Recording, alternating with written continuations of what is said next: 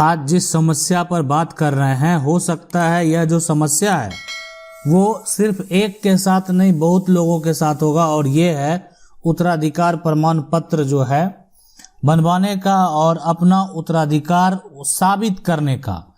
और जब भी प्रॉपर्टी को डिवाइड किया जाता है और उसमें कुछ ऐसे व्यक्ति होते हैं जिनका हिस्सा अब आपको अपने नाम करवाना है, तो आपको ये प्रमाण पत्र बनवाना पड़ता है। कैसे बनवाते हैं, क्या प्रक्रिया होता है, किस तरीके से आप जो है इसको साबित कर पाएंगे, आज हम आपको बताते हैं। देखिए समस्या क्या होता है कि अब कोई जो है किन्हीं के चाचा ही हैं, ठीक है। अब चाचा की संपत्ति है या किसी का जो हो सकता है कि नाना नानी का ही संपत्ति है, नाना नानी का संपत्ति है। अब वहां पे नाना नानी के अलावा और कोई नहीं है, ठीक है। चाचा की संपत्ति है, चाचा के अलावे अब उस परिवार में कोई नहीं है। तो आप जब चाचा की वो संपत्ति है तो अब यह है कि आपको वो संपत्ति प्राप्त करने के लिए उत्तराधिकार, अपना उत्तराधिकार साबित करना पड़ेगा। और वो कैसे करेंगे, क्या प्रक्रिया होता है, उसको समझेंगे सबसे पहले। तो आप सबसे पहले क्या होता है कि उत्तराधिकार जब आप साबित करेंगे ना, वो कोई व्यक्ति यानी उनका कोई भी वंशज नहीं होना चाहिए। अब अगर कोई भी वंशज नहीं है और उनकी मृत्यु हो चुकी है तो आप इसको जो है अब उनके मृत्यु के बाद ही आप जो है ये प्रमाण पत्र प्राप्त कर सकते हैं कि अब जो है उस परिवार में तो संपत्ति का उपयोग करने वाले वो व्यक्ति है नहीं, ठीक है। तो अब आपको जो है उत्तराधिकार प्रमाण पत्र की आवश्यकता होगी, ताकि जब तक ये प्रमाण पत्र आप बनाएंगे नहीं तब तक इस संपत्ति को आप कैसे प्राप्त करेंगे। आप जाके किसी भी जो राजस्व के अधिकारी हैं उनके पास, अधिकारी के पास ये बात कैसे साबित करेंगे कि अब जो है ये विनोद सिंह का कोई भी वंशज नहीं है, अब इस संपत्ति का हकदार सूरज और मोहित होगा, ये बात तो साबित करना होगा। या इस संपत्ति का हकदार संजय सिंह होगा, या इस संपत्ति का हकदार, अब पिता तो है, अगर मृत्यु बहुत पहले हो गई है तभी पिता जीवित रहेंगे, नहीं तो जो अगर पिता जीवित नहीं है तो उस संपत्ति का उत्तराधिकार किसको मिलेगा, संजय सिंह को, या उसके जो बच्चे हैं।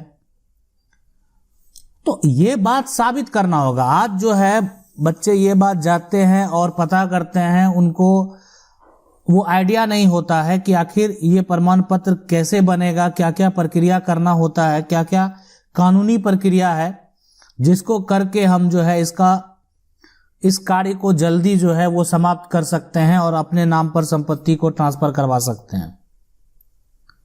तो चलिए इसको समझते हैं, लेकिन एक कंडीशन है कि इसमें किसी प्रकार का, मान लेते हैं मरने वाला व्यक्ति मरने से पहले किसी प्रकार का वसीयत बना के चला गया होगा।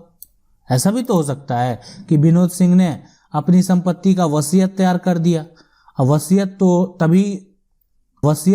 तभी कोई भी व्यक्ति जीवित है तो वो वसीयत की किसी प्रकार का कोई मान्यता नहीं होता, लेकिन जैसे ही विनोद सिंह की मृत्यु हो जाएगी तो है ना, अगर किसी इनका कोई भी, मान लेते हैं ये अपने ससुराल वाले को ही संपत्ति देना चाहते हैं, उसके नाम से वसीयत कर दिए, ये संपत्ति अपने भाई को ना देकर अपने साला को देना चाहते हैं, है ना, यह जो है संपत्ति अपने भाई को ना देकर किसी अन्य व्यक्ति को देना चाहते हैं, तो अगर उस जो है वसीयत हो गया है तब आप साबित करके उत्तराधिकार प्रमाण पत्र प्राप्त करके ही कुछ नहीं कर पाएंगे, इसलिए कि वो संपत्ति का जो टाइटल है वो किसी दूसरे को मिल चुका है। अब उस व्यक्ति को जो है वो वसीयत साबित करके संपत्ति को अपने नाम कराना होगा, ठीक है। लेकिन अगर वसीयत नहीं है तब तो उत्तराधिकार प्रमाण पत्र जो है आपको प्राप्त करना ही होगा। तो देखें, सबसे पहले हम आपको बताते हैं कि ये उत्तराधिकार जो है वो कानूनी रूप से कैसे जो है ना, आप इसको साबित कर सकते हैं। सबसे पहले इस व्यक्ति का आप एक मृत्यु प्रमाण पत्र बनवाएंगे, है ना, प्रमाण पत्र आपको बनाना है। तो ये आपको भी बनाने के लिए, उसके लिए फॉर्म जो है आपके जो नज़दीकी कार्यालय हैं, जहाँ पर सरकारी संबंधित जो भी दस्तावेज है वो अंचल स्तर के कार्यालय होंगे या अनुमंडल स्तर के कार्यालय होंगे, जहाँ पर जो है आप उस फॉर्म को फिल करेंगे, है ना। सारा प्रक्रिया करने के बाद जो है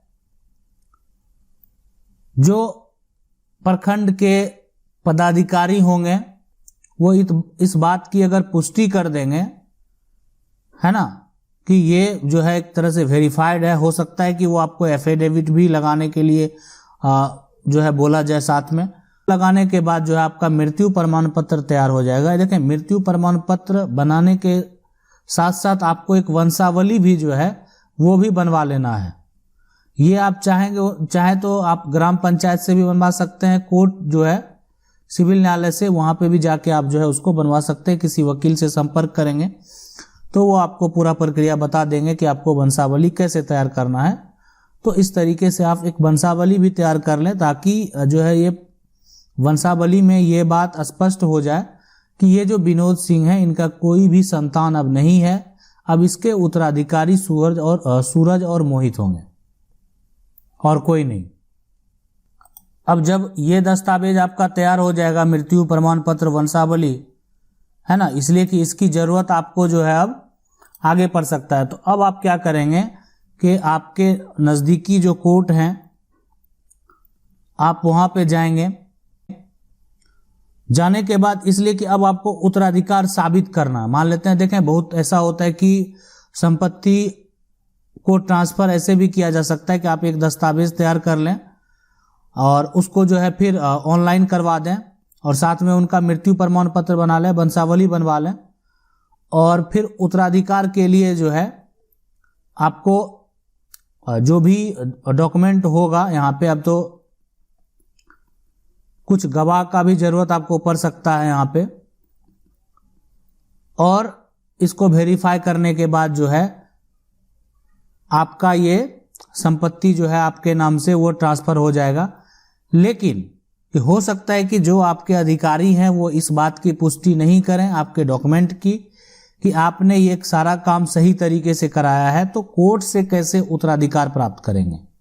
ऐसे ज़्यादातर ये प्रोसेस होता है, इसलिए कि जो दायरा होता है वो एक अंचल स्तर का ही होता है ना। तो अंचल स्तर के जो भी कर्मचारी होते हैं, जो भी वहाँ के लोकल स्टाफ होते हैं, जब आप आवेदन करेंगे तो वहाँ से वो वेरीफाई करवा लेते हैं कि ये व्यक्ति का सही में जो है कोई भी वंशज नहीं है और अब इसके उत्तराधिकारी यही होंगे। लेकिन अगर ऐसा नहीं वो करवाए हैं और आपको अपना उत्तराधिकार साबित करने के लिए बोल रहे हैं, तब आपको कोई भी कोर्ट जाना होगा। कोर्ट में किसी वकील से आप जो है संपर्क करें, ठीक है, और उसके बाद वहां पे जो है एक याचिका दायर किया जाएगा और याचिका दायर करने के बाद आप वकील से संपर्क करेंगे, वो सारा प्रोसेस आपको बता देंगे। लेकिन याचिका दायर करने के बाद हम आपको बता दिए कि यहाँ पे आपको मृत्यु प्रमाण पत्र साथ में देना होगा और जो मृतक हैं उसके के सभी उत्तराधिकारी का नाम दें। कहीं इसमें आप गलत करेंगे तो फिर आगे चल के अगर कोई आपके अगेंस्ट केस फाइल करेगा तो आपको और ज्यादा नुकसान हो सकता है, इसलिए कि ये धोखे वाली बात है। तो ये हो सकता है कि आप पे 420 का भी कोई मुकदमा कर दे जिसमें आपको सजा भी हो सकता है। तो ये काम गलती से भी नहीं करें, इसलिए कि जो भी उसके उत्तराधिकारी हैं, मृतक हैं, जो भी उनके संपत्ति के हकदार होंगे, मान लेते हैं सूरज सोच रहा होगा नहीं, जो ये इनके दादा जो होंगे, है ना, अपने दादा नहीं, दादा के जो भाई होंगे उनका संपत्ति हम प्राप्त कर लेते हैं। तो ये अगर ऐसा करते हैं तो आगे चल के इन पे 420 का भी मुकदमा मोहित के द्वारा किया जा सकता है। तो इसीलिए ये जितने भी उत्तराधिकार हैं सबका नाम देना बेहद जरूरी होता है। और साथ में जब वकील के द्वारा दस्तावेज तैयार किया जाएगा तो मृत्यु का समय हो गया, तिथि हो गया, है ना, ये सब कुछ जो है यानी उसमें शामिल करना पड़ेगा।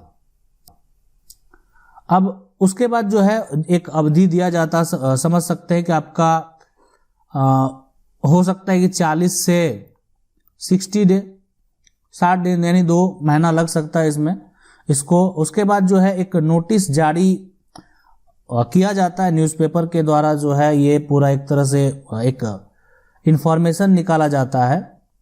अगर उस एक अवधि तक कोई भी उसमें आपत्ति दर्ज नहीं करता है तो वो आपके फेवर में जो है उसका डिग्री हो जाता है और आप जो है कोर्ट से उत्तराधिकार प्रमाण पत्र प्राप्त कर लेंगे। तो ये उसके बाद वो जो आपका प्रमाण पत्र होगा उसको लेकर आप जाएंगे तो वो संपत्ति का नामांतरण, मतलब वो संपत्ति यानी जो दोनों भाई हैं उसके उत्तराधिकारी हैं सूरज और मोहित, उनके नाम पर वो ट्रांसफर हो जाएगा। इसलिए कि देखें अब आप कोर्ट से ऑर्डर ले चुके हैं कि आप ही उसके उत्तराधिकारी हैं, तो अब तो जो भी उसके अधिकारी होंगे उसको वो कार्य करना ही पड़ेगा। तो ये सभी प्रक्रिया को फॉलो करके आप अपना सारा काम करवा सकते हैं। आशा करते हैं वीडियो अच्छा लगा होगा। वीडियो को लाइक जरूर कर दें। चैनल को पहली बार देख रहे हैं सब्सक्राइब करके जो बेल आइकन है उसको जरूर दबा लें।